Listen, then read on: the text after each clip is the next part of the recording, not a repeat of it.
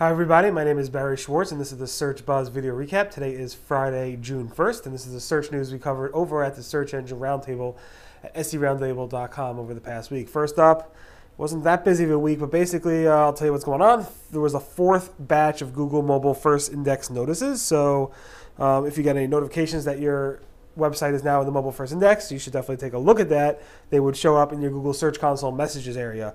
The first batch was sent back in March. Then we had one on April 30th or so, then May 17th, and now May 27th. So there are a number of sites that are now nicely moving over to the Mobile First Index. I've had a couple sites that I have access to in the Google Search Console move over to it. This site and my corporate site and other sites that I personally own, I don't think have moved over yet. So it's hard to know exactly how many have moved over, but we'll see. One of the things that happens after you guys move over to the Mobile First Index, the Google Cache link. So if you go to the Google Cache, by clicking on the Google search results, do a search, click on the little arrow down, click on cache, it will 404. Some people are saying now, after a couple weeks of 404ing, it's actually showing up, the cache. Again, this has no impact on the rankings or anything. Google Cache is usually a little bit outdated and usually has issues, and Google's John Mueller said not to worry. Sometimes these take a bit of time to catch up. It doesn't affect crawling, indexing, ranking, so no need to worry, John Mueller said. So don't worry about that. Google Rich Results is now the Google Rich Result testing tool now supports more formats, including movies, TV shows, and events. So the full list is job posting, recipes, courses, TV and movies, and events. So they have now support more and more types of rich results to test. So definitely go ahead and test your pages if you have those types of schema on those pages.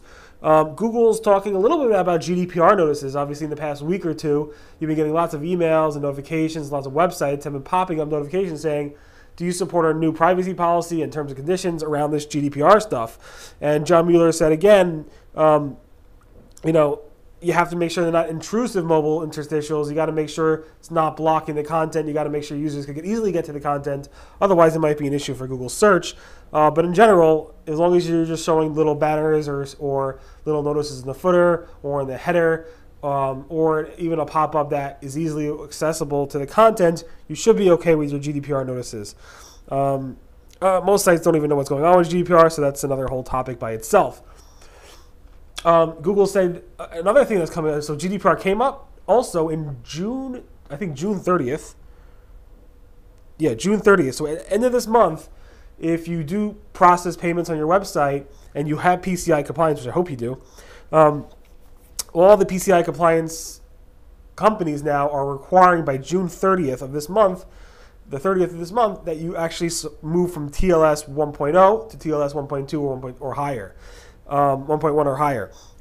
And Google and the PCI compliance folks have been pushing off this deadline for years now. They've been warning about this and pushing off that deadline, but it looks like this June 30th deadline is not going to be pushed off. And with that, Google Search says you don't have to worry. Google Bot could actually crawl, index, and rank pages that are served up over TLS 1.0, 1.1, 1.2, and probably even 1.3. Back in 2015, Google said they supported TLS 1.2 in terms of crawling and indexing. And even Google Search Console has been notifying people with TLS 1.0 to be upgrading. They should be upgrading as well. I believe Google Search itself supports, if you do a search, I think it's TLS 1.0, but I assume they're going to be upgrading to 1.1 as well. The problem is when you do upgrade, certain legacy browsers just stop working. It just won't load anything.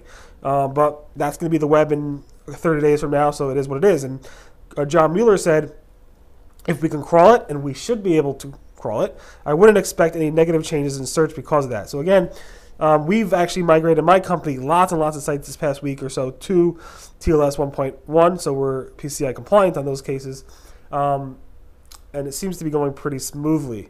Google said, or John Mueller said, that crawl budget optimization is overrated. He said here, in my opinion, crawl budget is overrated. Most sites never need to worry about this. It's an interesting topic, but if you're crawling the web or running multiple billion URL sites, it is important. But for the average site owner, it's less so important. Then he goes on to explain, et cetera, et cetera. Again, you have other things to worry about when it comes to SEO and website optimization, and even your website in general, conversions and so forth. Then crawl budget optimization. probably focus on those things before you focus on this. That's what John Mueller is pretty much saying here. The upcoming speed update, which is happening in July, so about a month from now, has been spoken about a little bit more.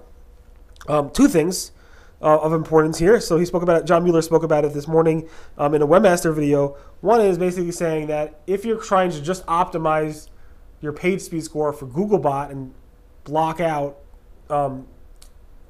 certain resources, so like, scripts and so forth that slow down the page, that's not going to work because Googlebot is not the one that's going to be measuring your speed only. It's going to be measured by Chrome data, user data, and other metrics. So that's not going to actually work in terms of just optimizing for Googlebot. It's not going to work because Google's using other factors in terms of user data and so forth for figuring out the crawl speed of this page speed.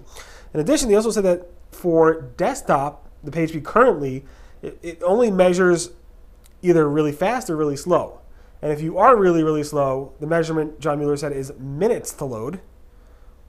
He said multiple minutes to load.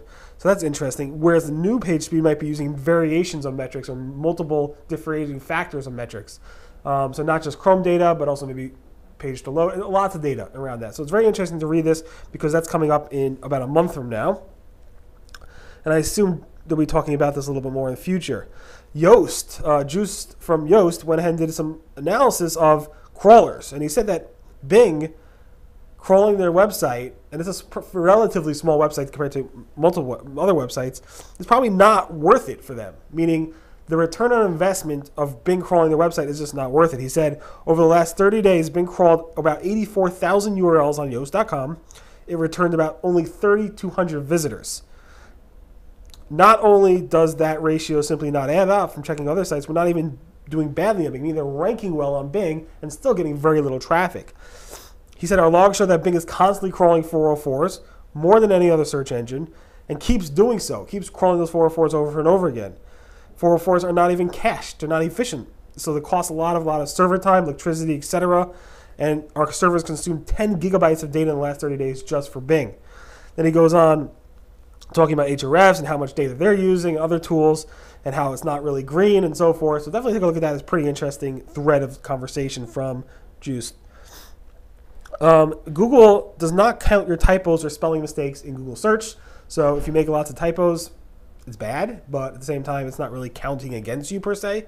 Although Google does like well-researched and well-thought-out articles for ranking purposes. Google Search Console, the crawl stats seem to stop updating on May 23rd. So if you look at your Google Search Console and you look at the latest date they have available, it is actually May 23rd, which is about a week ago. It's not uncommon for Google's reports to get stuck, so hopefully they'll fix that soon. Google's structured data testing tool is not working with some sites that are implementing Google Tag Manager for those structured data. Google hasn't gotten back to us about that yet. Google may be testing a new search interface. I'm not sure if this is just some type of user error or whatever. I'm not going to go into this in more detail, but basically, if you take a look at the screenshot, you'll see has this this Google News format is different. So Google told us actually this launched in February. I didn't see it until recently, and this is what the new look looks like. This is the old look. And a lot of people are still seeing this old design versus the new design. And again, Google told me that they launched this back in February, but again, it seems to still be rolling out. This, I'm not sure if it's new or not. It might be from the Google app, as people are telling me, but one person said they actually see this in search, where they see these bottom tabs in the actual search bar. And it might be in Google Search, it might be in the Google app, I'm not sure. Google is also testing a related search box to replace the top carousel. So this is the top carousel, which you see for like a bunch of your queries, as you can see here. But it seems like Google's testing showing it below as well, or not as well, instead of at the top. So that's pretty interesting. Google's also testing gray stars for the review snippets. Google tested this back in 2014, green, yellow, gray, orange, red, etc. And now it seems they're testing gray stars again. Looks like there's no star ratings at all, which is weird. Might be a bug. But here's the orange ones. So that looks interesting. Google is asking those who are editing business hours that are not the business owners to upload a photo or a scan of the business hours themselves, which is confusing because anybody can take any picture and scan it and do whatever they want with it. But in the event, that's something additional verification Google's asking for. Google might be dropping anonymous Google user reviews from not just the overall ratings, but also from dropping it from the actual Google reviews. I'm not sure if it's a bug or it's coming back. Again, I emailed Google, no response. But it looks like Google's actually dropping these things, a Google user, from the search results, which is interesting. It might be just a bug. And Google, if you want to know if Google's up or down, if the actual search service is actually working, you can actually go to Google and ask, are you up or down? So you can say, is Google down? And Google will say no. Of course, if Google is down, it's not going to be able to say no, but whatever. And then we like to obviously honor certain personalities in the search community like we do every week. Josh Basinski, Steve Morgan, and Dito Grigorov. Sorry, pronouncing your name wrong. Finally, that really actually recaps this series of Say Something Nice About an SEO and SEM. I've been actually writing it for 6 months. I started November 27th writing about these people that actually have done a tremendous amount to help not just individuals, but the whole community at large. There were a nice number of people, really nice number of people that refused to be mentioned when I asked them. So I did not write about them, but we covered about 130 plus people here. And there were a bunch of people that I reached out to that I just couldn't get in touch with. Either they didn't get my emails or whatever. And here's the list of people that I did reach out to that did not respond to my emails about this. Or with some people that actually submitted spam. So, of course, those people did not get nominated. In any event, thanks to everybody in our community for doing so much good work to make our community better. If you are not knowing about this, you could definitely take a look at this and check it out, as well as go to mattcutts.org and submit a story about Matt Cutts, because that's going very well as well. And that really much recaps the Search Buzz Video Recap. My name again is Barry Schwartz. This is the search news we covered over at the Search Engine Roundtable at seroundtable.com over the past week. Again, today is Friday, June 1st. Everyone have a great weekend, and I'll see you guys next. Be well. Bye.